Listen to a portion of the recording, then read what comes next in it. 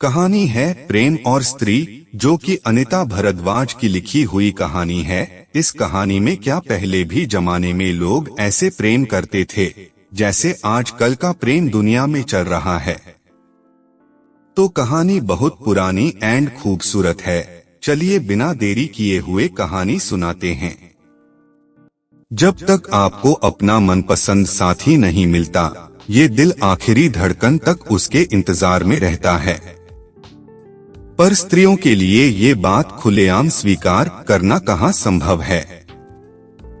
उसके लिए तो प्रेम में होने की बात तक स्वीकारना मुश्किल है। फिर अगर शादी के बंधन में भी प्रेम ना मिले तो प्रेम की तलाश की बात स्वीकारना तो पत्थर तोड़ उसके बीच रास्ता निकालने जैसा मुश्किल काम है। मृदुला गर्ग जी का उपन्यास पढ़ा, उसके हिस्से की धूप। 1975 में लिखी इस कहानी से पता चलता है कि उस वक्त भी प्रेम स्त्री की सिर्फ कल्पना में था और आज भी वही हाल है। पुरुष शादी से पहले भी कई प्रेम कर सकता है और शादी के बाद भी। स्त्री से तो प्रेम का विषय जैसे छीन ही लिया हो।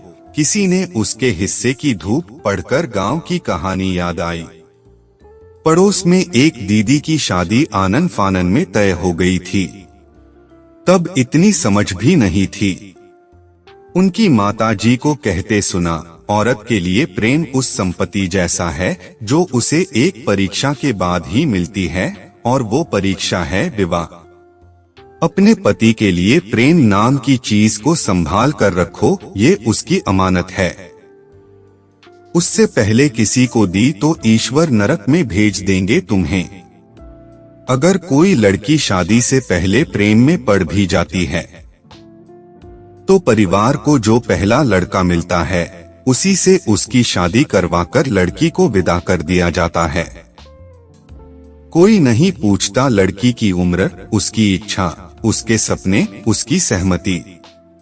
उसके बाद पति के हाथ में है कि वो अपनी अमानत को जबरदस्ती लड़की से ले या उसका दिल जीत कर। अगर लड़की फिर भी किसी और के बारे में ख्याल में भी सोचती पाई जाती है तो घर वाले ईश्वर से प्रार्थना करते हैं कि उसे जल्दी से संतान सुख की प्राप्ति हो, ताकि उसका ये प्रेम भाव अपनी संतान को देखकर स्नेह में बदल जाए और वो भूल जाए प्रेम को भी और खुद को भी। मृदुला जी की कहानी से मैं बहुत प्रभावित हुई।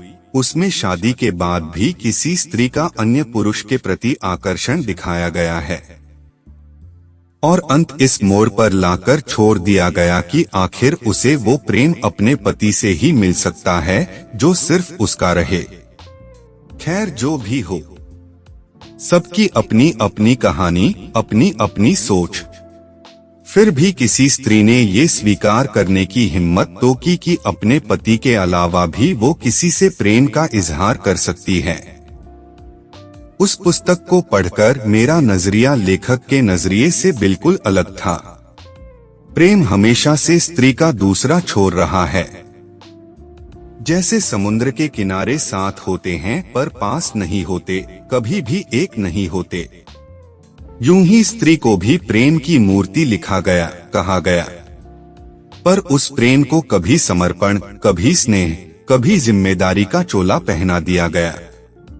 स्त्री को कभी न तो खुद से प्रेम करना सिखाया गया और न ही अपनी मर्जी से किसी से प्रेम करना उसके हिस्से आया। उसे हर रिश्ते ने सिर्फ बांधना चाहा, कभी रिश्तों की दुहाई देकर, कभी इज्जत की पोटली बनाकर, कभी माँ का बलिदान दिखाकर। प्रेम करना इंसानी गुण है।